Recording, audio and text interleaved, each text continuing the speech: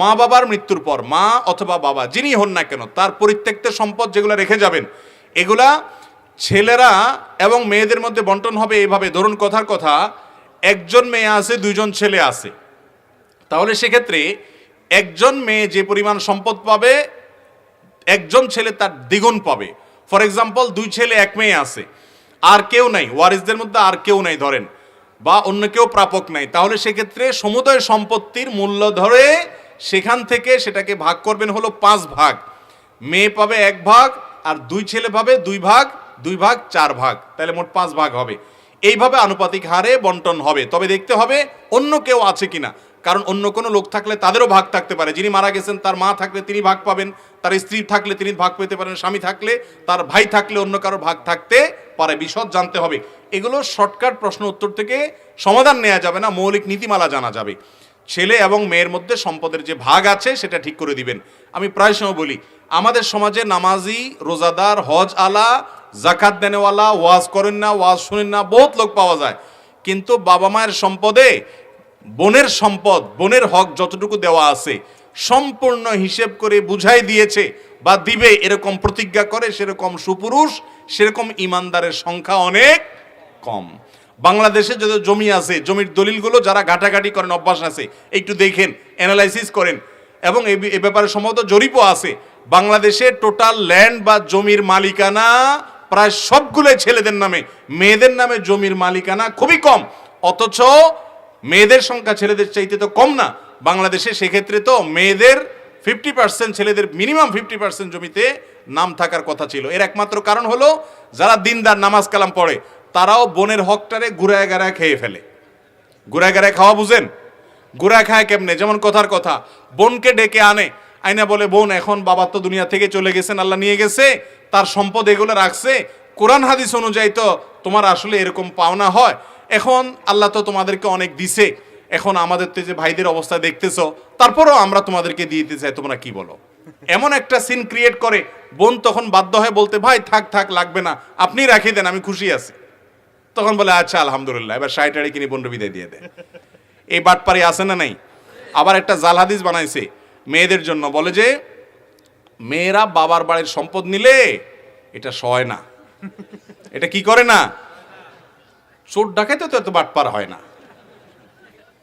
আপনি একই বাপের সন্তান হয়ে আপনি নিয়ে মাশাআল্লাহ আপনার সইবে, কিন্তু মেয়ে নিলে তার কি করবে না, সইবে না। জুলুম এবং হারাম কাজ।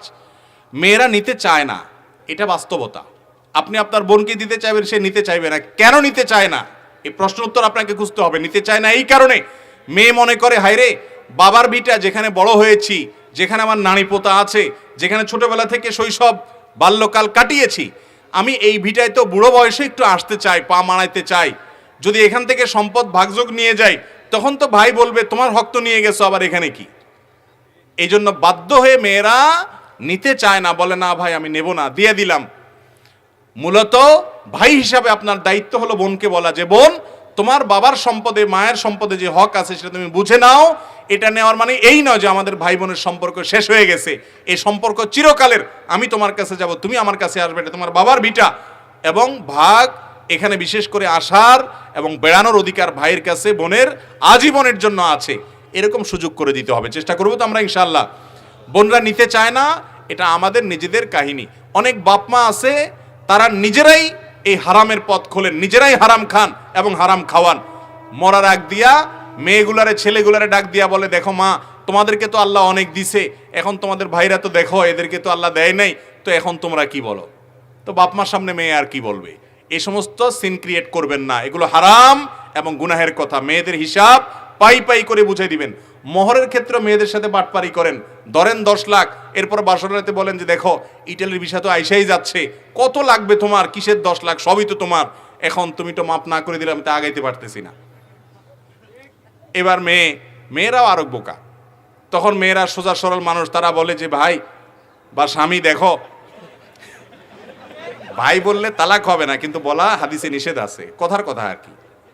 মেয়েরাও তো সোজা সরল, বলবে কি যে দেখো তুমি কি বলো এই সমস্ত, তোমার এসব মোহরের টাকা দিয়ে আমি কি করব? তুমি বাঁচি থাকলে আলহামদুলিল্লাহ। ওই যে মহব্বতের শুরু, ইবতেদায়ে ইশক বললাম না, যে প্রেমের শুরুতে উতরায়, তো মহব্বতের চোটে ছেড়ে দেয়, দিল আর কি, শেষ। ছেলে তো বাটপারি করে সিন ক্রিয়েট করে ইতালির স্বপ্ন দেখায়া মহারণা মাপ নিয়ে নিছে, শেষ। আমাদের সমাজে মেয়েরাও কি সোজা সরল। আপনারা জানেন আমাদের নবী করিম সাল্লাল্লাহু আলাইহি সাল্লামের কন্যা ফাতেমা রাদিয়াল্লাহু তাআলা আনহার সাথে আলী রাদিয়াল্লাহু তাআলা যখন বিয়ে ঠিক হয়েছে, উনি নিজে নবী করিম সাল্লাল্লাহু আলাইহি সাল্লামকে বলেছেন যে আমার মোহরটা আমি আগে বুঝে নিতে চাই। মোহর বুঝে নেওয়ার জন্য দাবি করেছেন। নারীকে কি অধিকার দিয়েছে ইসলাম, দেখেন। আর আমরা মুসলমান প্রধান দেশ হওয়ার পরেও, সমাজ হওয়ার পরেও দেখা যায় মোহরের ব্যাপারে বাটপারি। 10 লাখ 20 লাখ 10 টাকা দেওয়ার ক্ষমতা নাই, 10 লাখ টাকা মোহর ধরে বসে আছে, বাসর রাতে নির্লজ্জের মতো, বেহায়ার মতো, ছোট লোকের মতো যায় মাপ চা। এই কাপুরুষে বিয়ে করতে বলছে কে? তার জন্য তো বিয়ে আসে না। মোহর দিতে না পারলে যতটুকু পারবেন ততটুকু দিবেন, আর না দিতে পারলে বইয়ের মোহর পরে আস্তে আস্তে শোধ করবেন। সারা জীবন দেনাদায়িক থাকবেন, বউর কাছে ধরা থাকবেন। প্রয়োজন আমি সবসময় পরামর্শ দেই, আর কিছু যদি না পারেন, অনেক যুবক বলে হুজুর এত মোহর ধরে ফেলছে, তখন বুঝি নাই, এখন বুঝছি, এখন কি করব? বউ হয়তো মাদ্রাসা পড়ছে, চালাক, কয় না মাফ করবো না, আস্তে ধীরে দিও, মানে আটকায় রাখে। তখন বউকে বলবেন ঠিক আছে তোমার হাঁড়ি পাতিল ধোয়ার কাজে নিয়োগ দাও, আমাকে প্রতিদিন আমি 1 ঘন্টা করে কাজ করব, এটার বিনিময়ে কিছু টাকা কাটিও। এটা একটা সহজ পদ্ধতি, কিন্তু বইয়ের মোহর দেওয়া ছাড়া উপায় নাই, দিতেই হবে, খবরদার।